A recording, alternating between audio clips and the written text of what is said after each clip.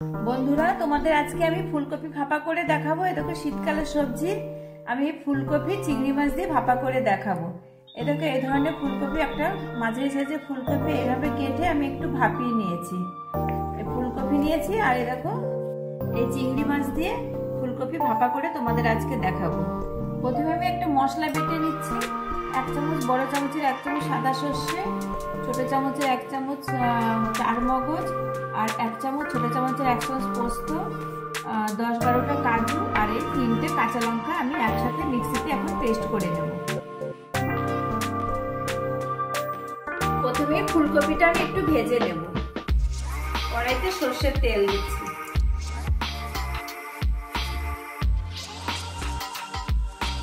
চিংড়ি মাছে একটু লবণ হলুদ মাখিয়ে নিচ্ছি।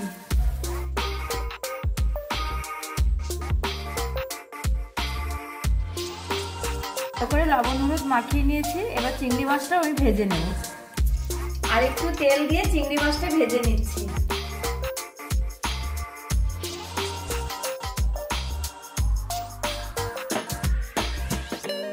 চিংড়ি মাছটা ভাজা হয়ে গেছে। আমি বেশি ভাজবো না, ভাপাবো তো, এবার তুলে নিচ্ছি।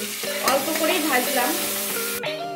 এরকম ফুলকপি চিংড়ি মাছ সব একসাথে করে আমি একটা মশলা করে এবার মাখিয়ে নেব।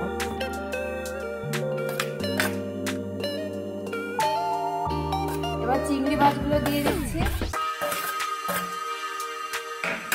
এবার একে একে মশলা অ্যাড করছি। প্রথমে দিচ্ছি একটু লবণ, হলুদ গুঁড়ো, লাল লঙ্কার গুঁড়ো, অল্প একটু কালারের জন্য কাশ্মীরি লঙ্কার গুঁড়ো, আর যে মশলাটা বানিয়েছিলাম কাজু, পোস্ত, চারমগজ আর সর্ষে আর 3টে কাঁচা লঙ্কা, সেটাও দিয়ে দিচ্ছি।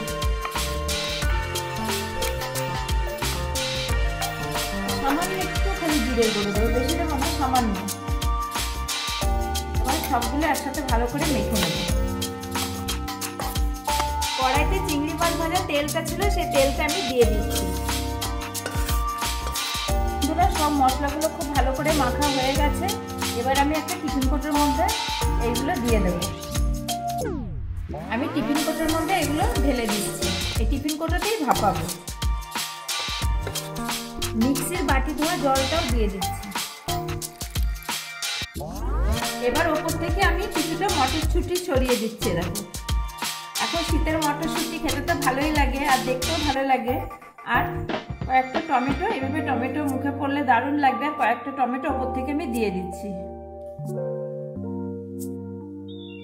আর ওপর থেকে দিয়ে দিচ্ছি কটা কাঁচা লঙ্কা। আর কিছুটা সর্ষের তেল ওপর থেকে ছড়িয়ে দিচ্ছি। এবার ঢাকনাটা আটকে দিচ্ছি। কড়াইতে গরম জল বসিয়েছে। গরম জলটা এমন ভাবে দিতে হবে যাতে টিফিন কোটোর মধ্যে উঠছে না পড়ে। এবার একটু স্ট্যান্ড বসিয়েছি, কোটোটা বসিয়ে দিলাম। এবার ঢেকে দিচ্ছি। ওটা হয়ে গেছে, আমি নামিয়ে নিয়েছি। এবার ঢাকনাটা খুলে নিচ্ছি। ওই 20 মিনিট মতো রেখেছিলাম বসিয়ে আমি। এবার ঢাকনাটা খুলে নিচ্ছি। দেখো কি সুন্দর হয়েছে দেখতে, একদম ধোয়া বেরোচ্ছে। এইভাবে তোমরা চিংড়ি মাছ দিয়ে ফুলকপি ভাপিয়ে খেতে পারো। সবকিছুর সাথেই ভালো লাগবে। ভাত তো আছে, রুটি, পরোটা, লুচি, যা কিছুর সাথে সবকিছুর সাথেই তোমরা খেতে পারো। আর এই রেসিপিটা যদি ভালো লাগে তাহলে অবশ্যই আমার চ্যানেলটি সাবস্ক্রাইব করবে, লাইক শেয়ার তো করেই যাবে।